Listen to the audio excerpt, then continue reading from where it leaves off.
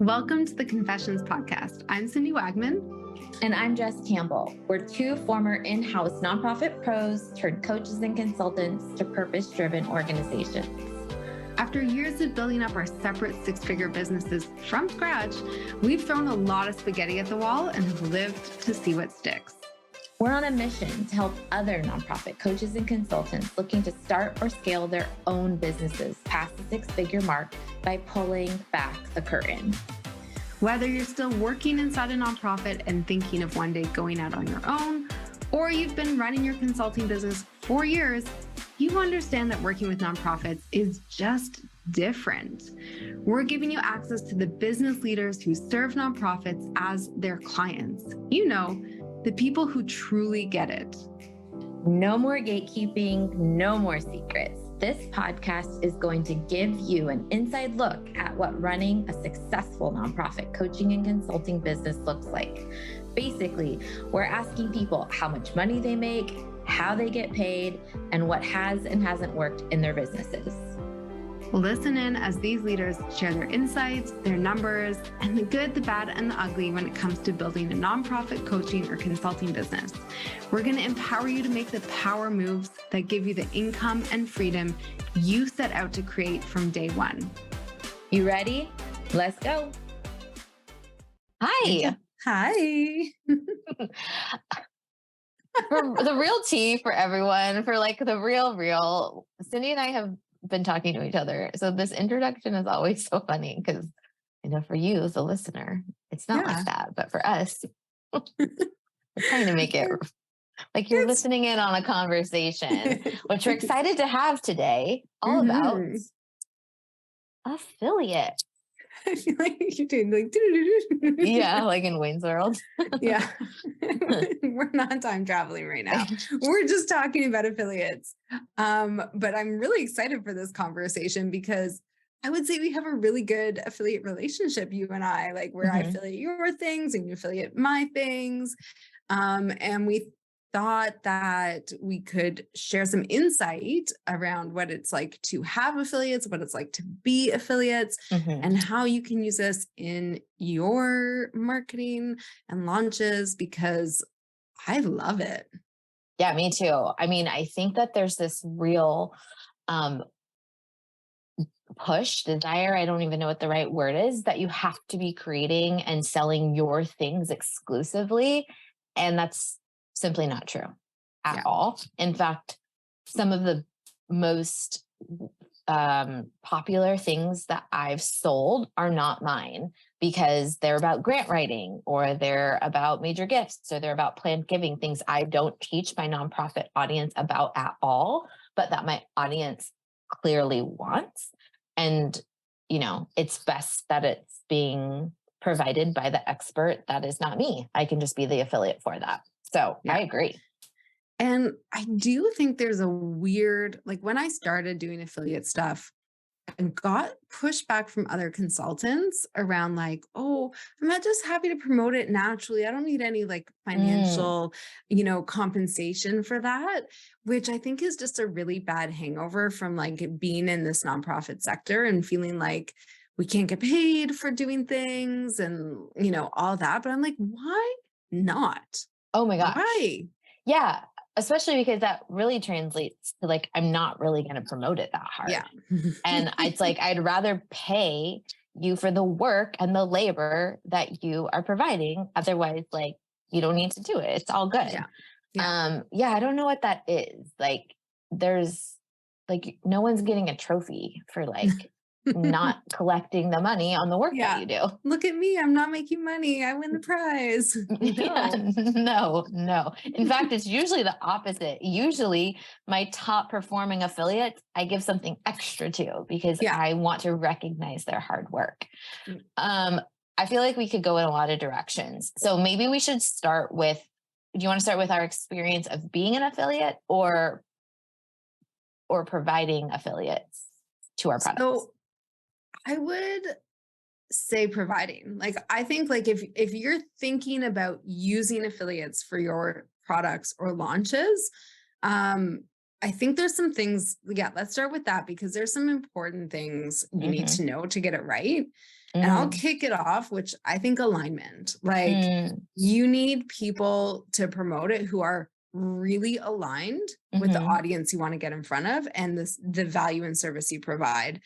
Back in the day when I kind of did like, I didn't do affiliates, but I did scholarships, and I asked companies to sort of support the scholarship. And I was just like, they're friends. I'll invite them to do this. And that didn't help my business at all. And so I think to me, audience alignment is so, so, so critical as a starting point. I think that's the most critical.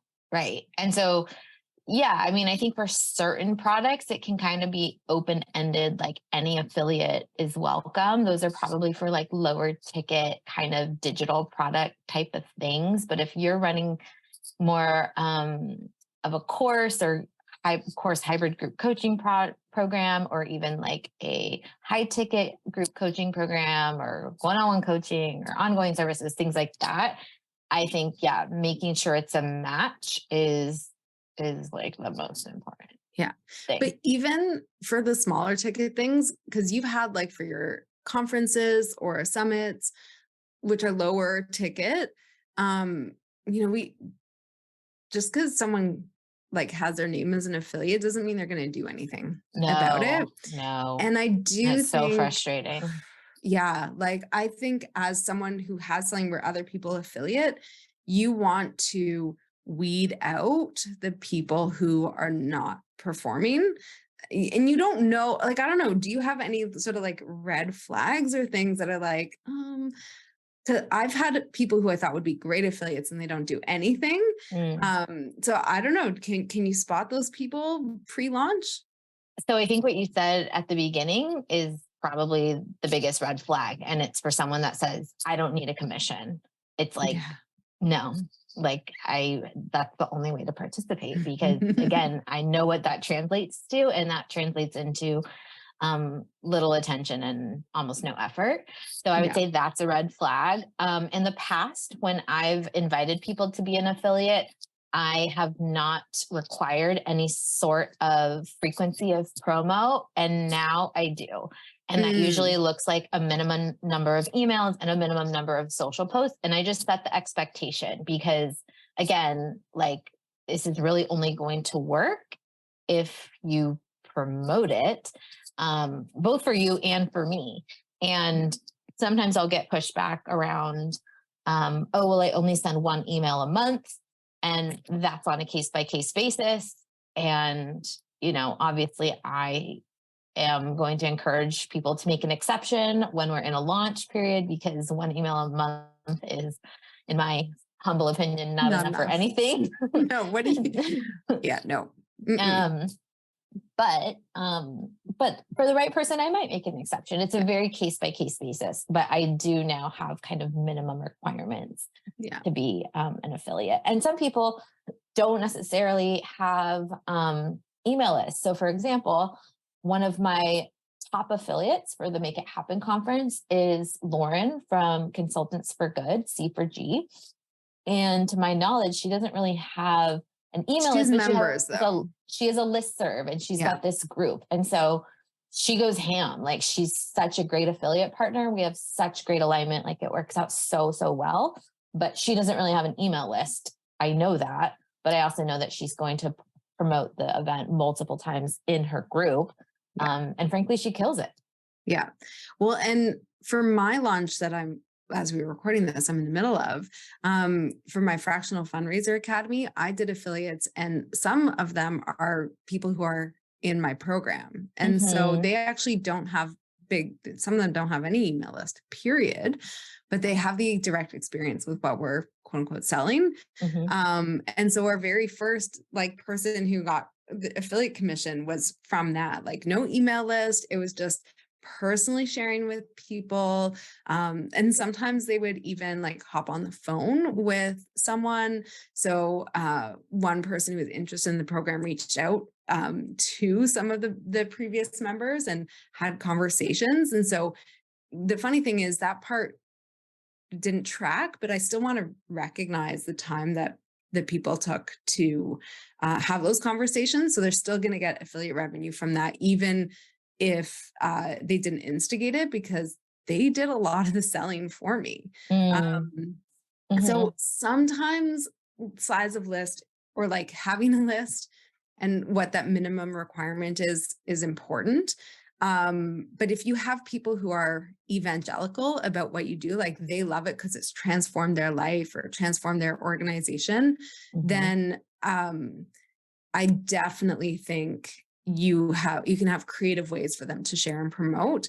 I would say LinkedIn was the most successful for a lot of those people. Yeah, I want to make it crystal clear. I've never had a minimum list I know. requirement. As I said that, I was like, oh, didn't mean to say that. I just no. minimum And you don't do it vehicles. either. Yeah. People do it. I don't do it because, to Cindy's point, you could have 60 people on your email list, but as she mentioned, they're evangelical. And if you sell to them, like they're going to purchase, like I want you. But my what's not going to fly is that if you sign up, I guess it goes to like my biggest pet peeve on the planet is people who say they're going to do something and then don't do it. So it's like, just don't do it. It's all good. Like it's all good. I want to talk as a host about what commissions you offer. I know I tend to be on probably the more generous side, but my products are also less expensive. So I'll just say what it is. I tend to fall in the 40 to 50% range on any of my products. So whether that's my $1,000 course or it's a virtual ticket that's $97, I basically think like, if you're bringing someone to me, like you deserve up to half of like what you're getting. And it makes it a really, really easy yes for the affiliates, because they're like, damn, like, yes. Yes. How about you? Because your products are more expensive.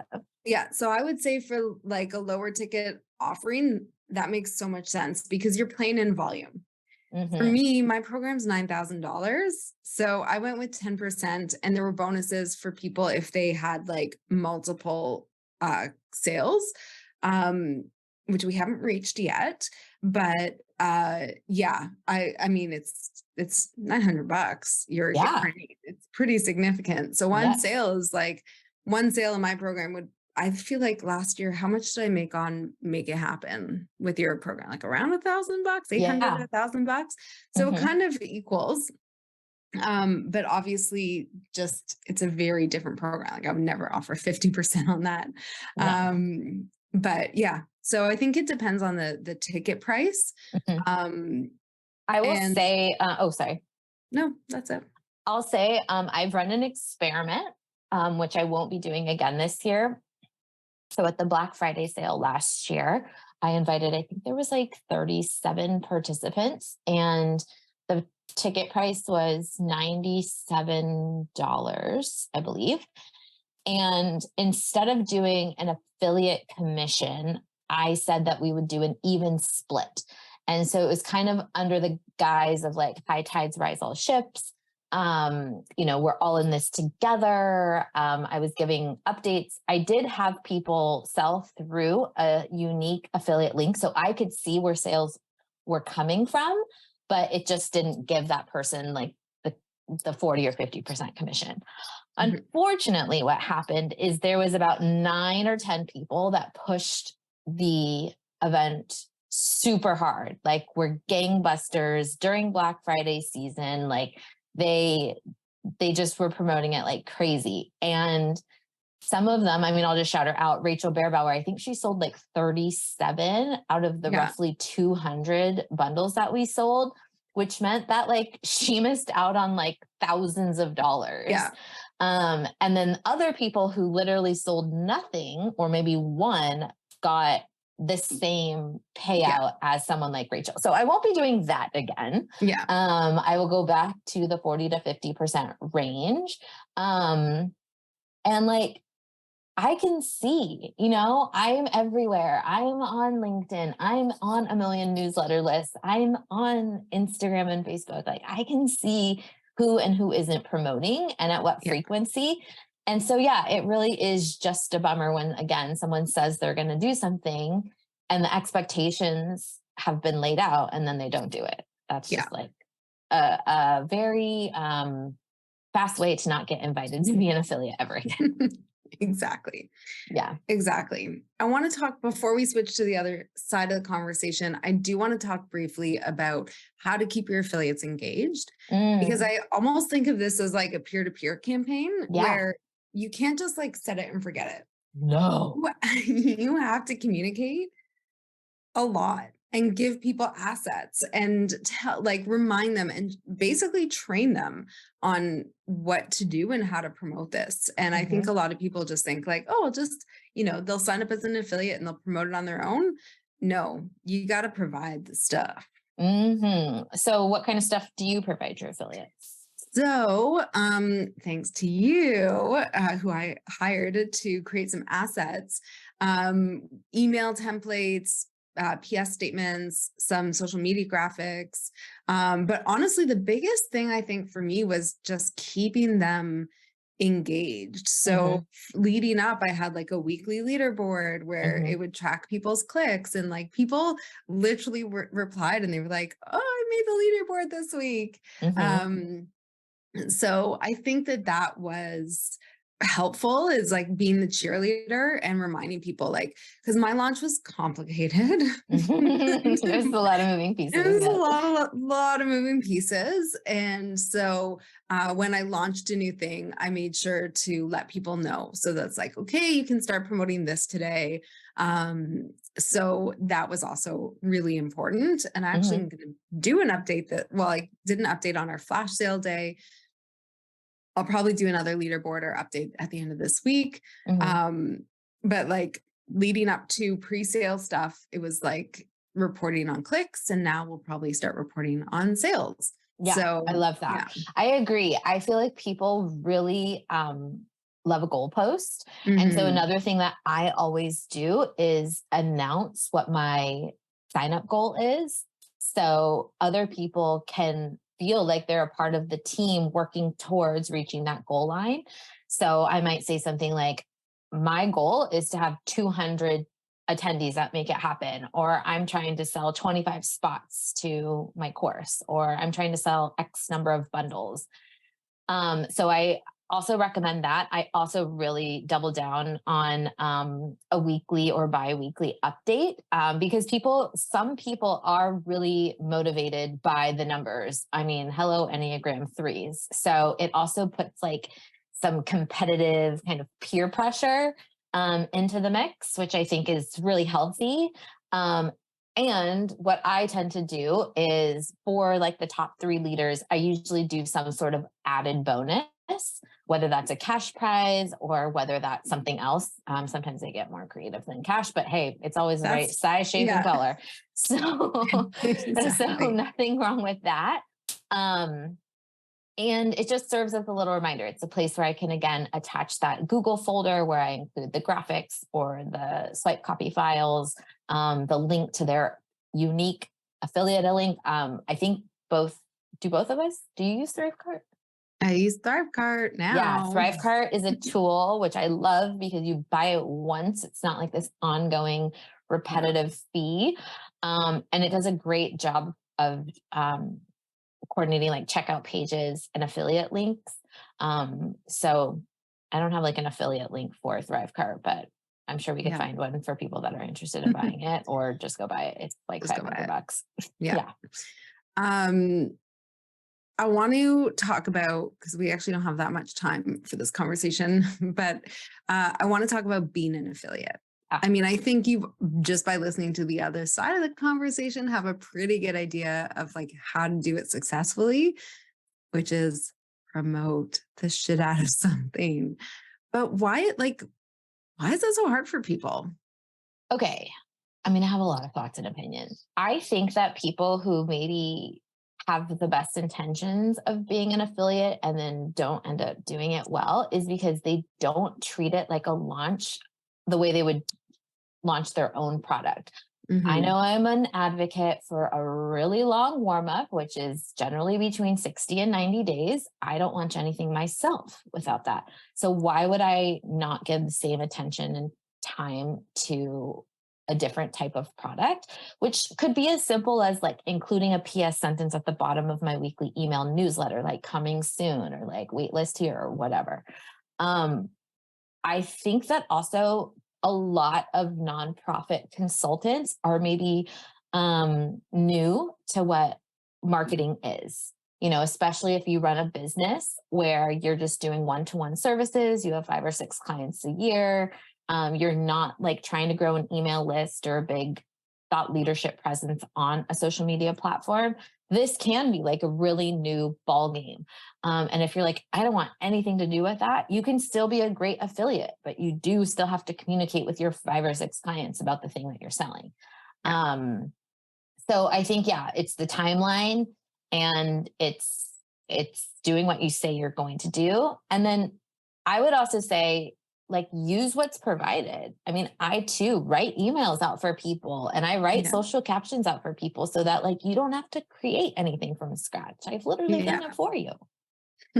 Although funnily enough, I like to create my own. When I'm an affiliate for someone, I almost never use the assets that are provided because I need it to be my voice for my audience, and that's totally fine. And it works, right? Like I was. Do you start with a blank page though, or do you use that as like a template and then like? It depends. Sometimes I start with a blank page. Wow. But like because I so full-heartedly like believe in whatever I'm promoting that sometimes it just like comes right out, you know, and I'm just like, this is so easy for me to talk about. So, but I'll pull from the swipe in terms of like what's included or what you get and all those kinds of things. But yeah. And interestingly, like I know where my audience plays. And so, for example, I've affiliated for was both Make It Happen and the Black Friday thing. And like for the Black Friday, I did not do a lot, but I did it really concentrated. And I think I only did it to my email list. But I know that that's where my people take action. Right. I mean, and let's be serious. That's where everyone takes action. Everyone buys from email. Not saying that it's not a great reinforcement on social media, but like the data doesn't lie. So it's like 38 times more effective to like send an email than it is to post on social. So sometimes I don't even bother with social. But my email, and like sometimes if it's a good offer, it just sells, right? So I definitely making sure that I'm like fully behind whatever it is I'm an affiliate for. Because it's not, you're not gonna like get rich off of this, but it's nice extra income. And if you're truly referring someone to it anyways, like great. But yeah, I have to believe it. I have to see the value for my audience. And then you have to follow through. Like and usually it's not just one email or anything like that. It's like a series or like a campaign. As you know, I'm a fundraiser. A lot of us know fundraisers. If we're not one, like we can't send one email and ask for a donation, you know? Yeah, it's the exact same thing. Yeah. I think that a couple of things that affiliates do for your business, I'll just list them like kind of quickly. Number one, I think it can be a great email list builder because you're attaching yourself to other people's audience, right? It's putting you in front of an ideal customer that maybe you haven't attracted just yet. Again, going back to that alignment issue. Number two, if you are a nonprofit consultant who maybe hasn't dabbled in like the online digital products space and you don't really want to, like this is a great way to promote something that's not yours. Like you don't have to build anything. You don't have to host anything. Yeah. I just want to like underscore that because I see a lot of people right now talking about like, I want to do a digital course. And they think that they just like it. I mean, I think they think the building the course is hard, but like once you build it, what's the field of dreams? Like if you build it, they will come. Not true. Not true at all. Trust me. I wish that was true. Need to launch. Like honestly, it is a huge undertaking and you're going to do it the first time and you're going to learn so much. Like, don't go evergreen. Don't pre-record stuff for your first launch. This is such an easy way for you to get used to launching, which I think is the most important thing to having a successful digital offering, period. Totally. Or like group coaching program or anything. Yes. But to Cindy's point, like, not everyone has to be a builder. It's great if you want to, but like, you don't have to. And this is a great trial run for that. I think those are the two things that I wanted to say about that. Awesome. I'm so curious though, for like anyone who's listening, like, what's your vibe on affiliates? Like, are you a thumbs up? Are you a thumbs down? Are you like, I'm curious, or like, no way, Jose? Or like, I think that if our sector, if like nonprofit consultants could band together a bit better, I do feel like sometimes there's like this competitiveness, or lack of transparency thing that like is going on. And I just feel like this is such a smart way, like for you to make some money, for you to grow your business. I wish I would see more of it. In fact, I'll just selfishly say, like, I wish there were more bundles or virtual summits or things that I could go be a part of, because I tend to create everything. And it's like, at some point I can't create everything. So please invite me. Please invite me, create it and invite me. I promise to be a good affiliate. Cindy will tell you. She is. Am I top clicks? I haven't made a sale yet though. Number one on the leaderboard for clicks, but there's time. There's time. I'm coming. So, I think that's such a good point. And this is such an amazing opportunity to also play with other consultants, build those relationships. I would say, like, just to close it out, just if you're going to do this, do it. Do it properly, commit, and make it successful, because you have to do the work. Could we, sorry, I know you said to close it out, but I'm just realizing that we have something coming up as like a little the 5 bandits, us 5. And because this is exactly what I'm talking about. So we have like a mini workshop situation.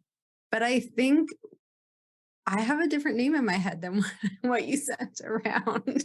Well, okay. So we're not going to even announce the name since maybe it's changing. But I guess what I'm just saying as another example. So there's virtual summit, there's bundles, and then what a couple of us consultants are going to be doing in June that doesn't have a name yet, even though we have a logo. Because I'm pretty sure we have a name, but I just don't think it's what the logo mock-up is. The 5 of us are getting together and we're doing like 20-minute quick sprint workshops back to back to back to back on one day. And so all 5 of us are going to promote it to all 5 of our lists. We're going to obviously split the proceeds. And that's just another example. Like, if you have 5 grant writers and you each want to take a piece of that grant writing process and sell it to a whole bunch of people who are interested in acquiring grant funding, like, please, I think that would be such a great product. Or, put a private podcast together, or put some sort of like digital product bundle together. I think there's just so much creativity and opportunity out there. And like, you don't need to do everything on your own. Period. Yeah. I think that's a great way to end the conversation. Play with each other, have fun. That sounded weird. Just go forth and collaborate. And if I need to play matchmaker among businesses and who might be a good fit with one another, please message me, because I can't help myself doing that anyways. Until next time. See you then. Thank you again for listening to the Confessions podcast for nonprofit coaches and consultants. If you enjoyed today's episode, which I sure hope you did, you can show your support in one of 3 ways. Number 1, post a screenshot of this episode to your Instagram stories or LinkedIn profile and tag Cindy and I so we can repost you. Number 2, share this podcast with a fellow nonprofit coach or consultant. And number 3, leave a positive review on Apple Podcasts so we can continue to grow and reach new listeners. And of course, make sure you subscribe so you can get the latest and greatest interviews as they drop every Thursday. And to our fellow nonprofit coaching and consulting friends, remember, we're an open book and here to answer your burning biz questions. See you next time.